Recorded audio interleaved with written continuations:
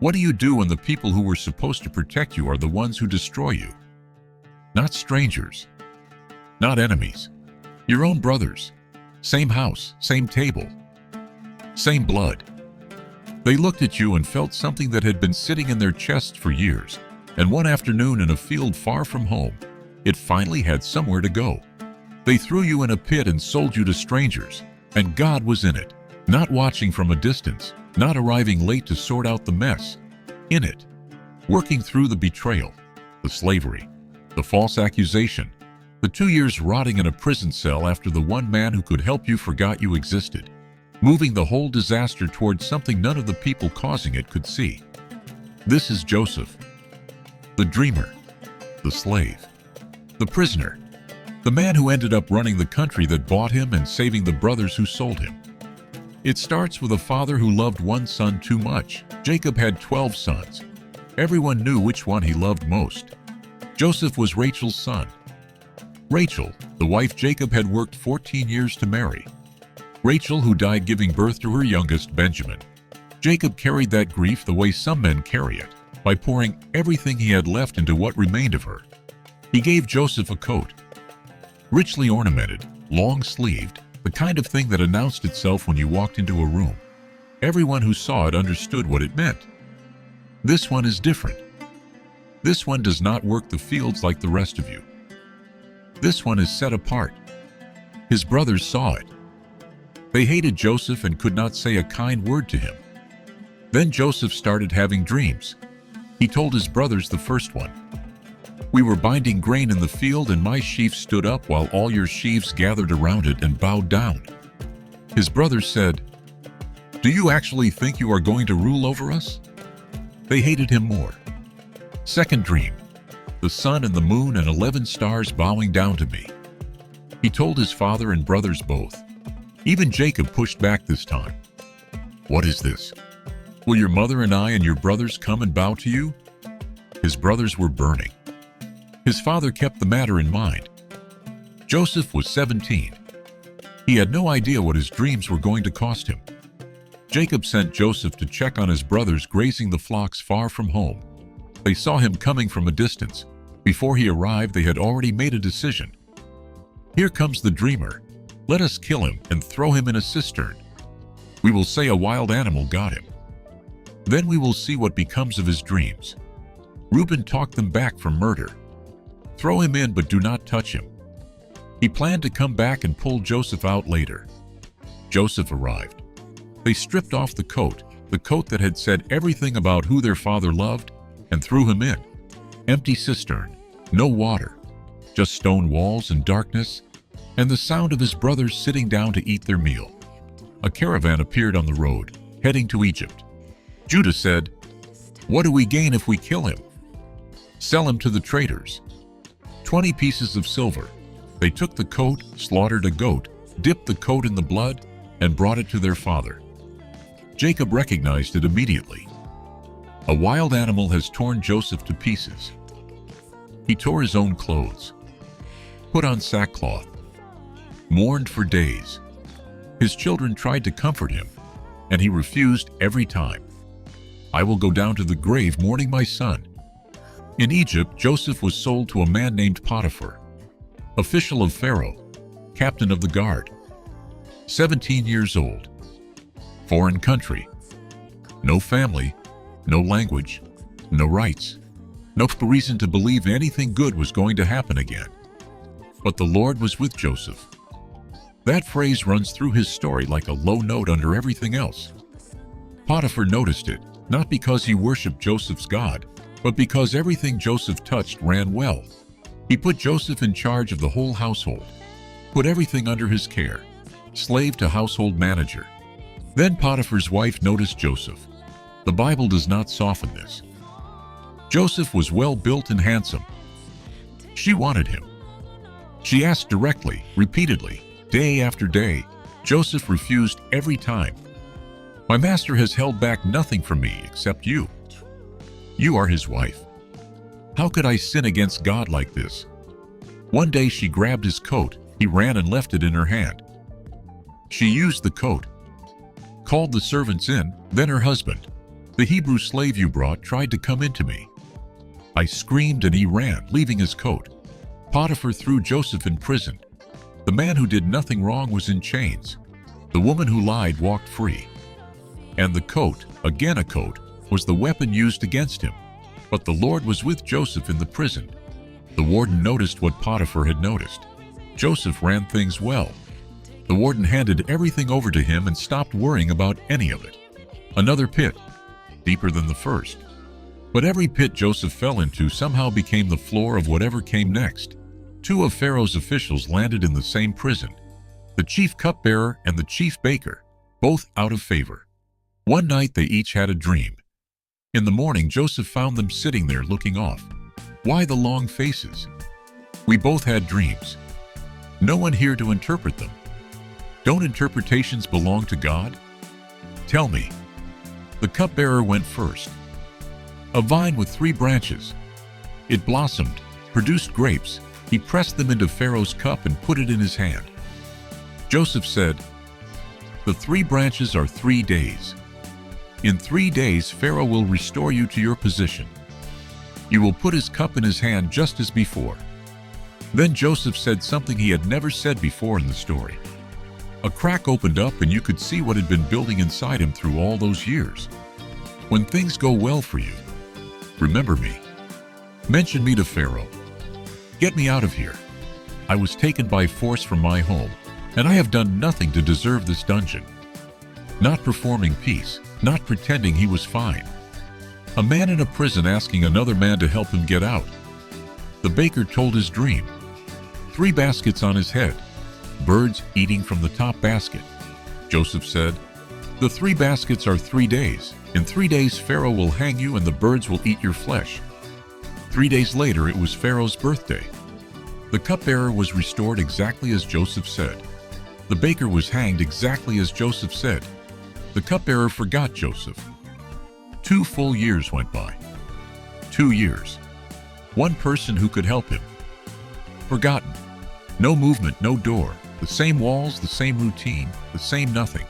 Then Pharaoh had a dream. 2 dreams in one night. 7 fat, healthy cows came up from the Nile.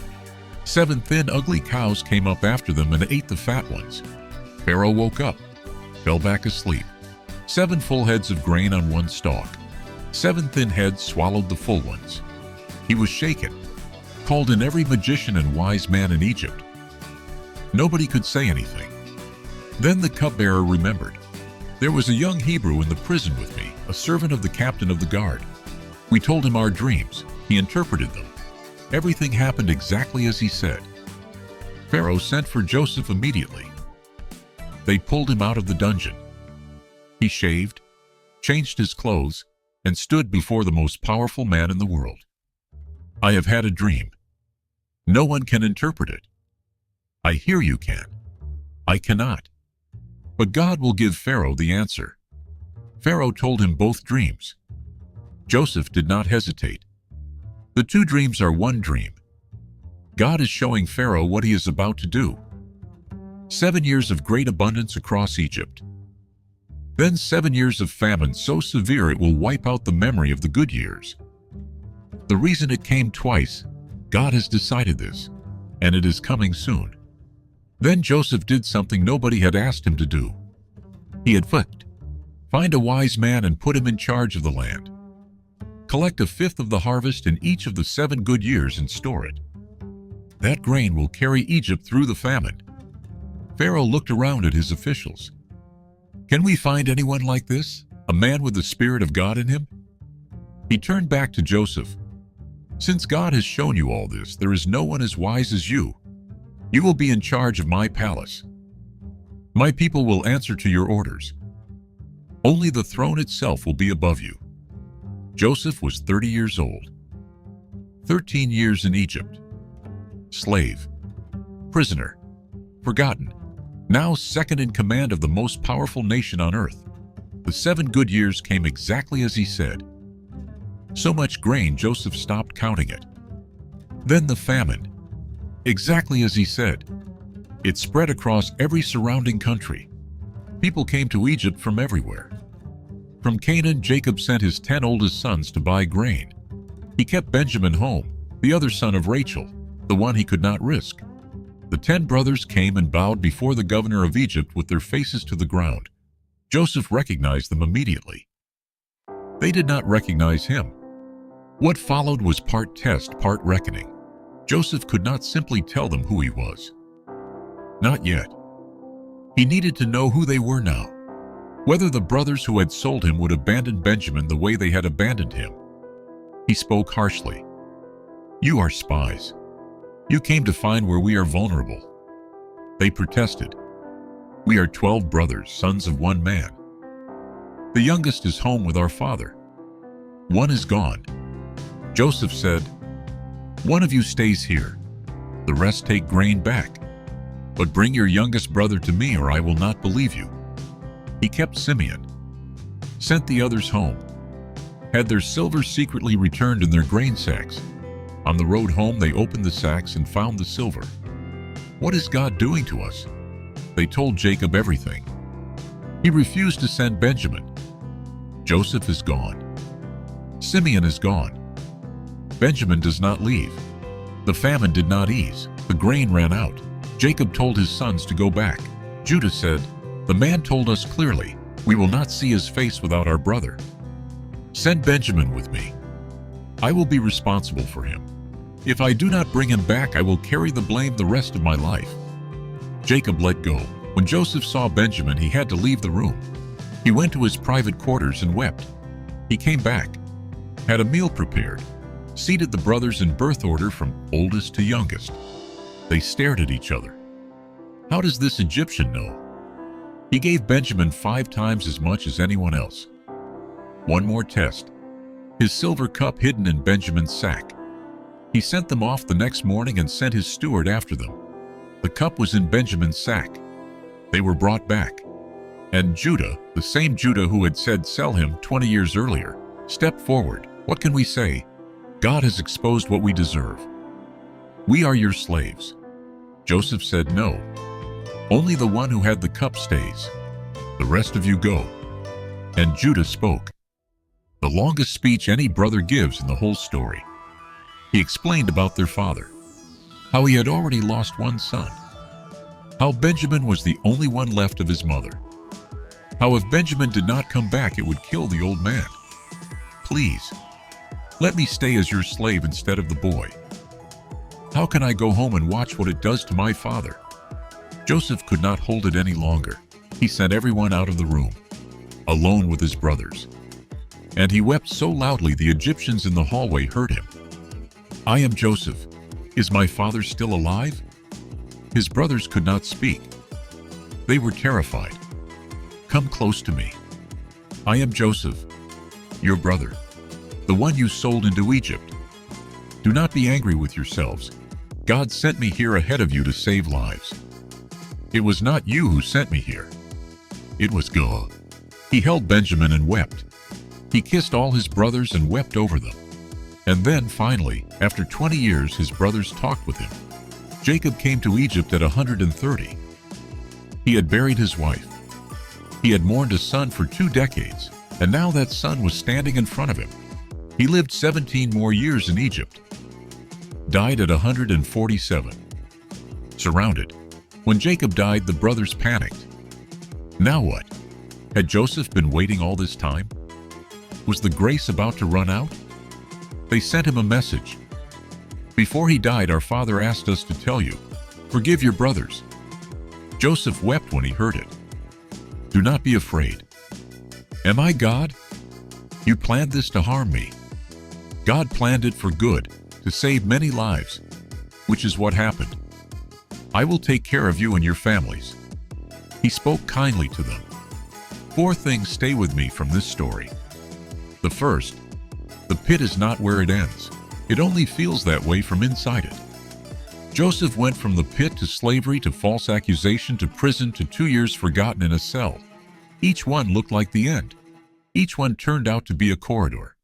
If you are in a pit right now, something stripped from you, handed over by someone you trusted, walls on every side, you are not at the end. You are in the middle. The pit is not the destination. It is the passage. The second, Who you are in the dark is who you actually are. Nobody was watching when Joseph refused Potiphar's wife day after day. Nobody was keeping score in that prison when he served men who could do nothing for him. No reward was coming, no promotion, no recognition. But what he was becoming in those years was exactly who he needed to be when everything finally depended on his character.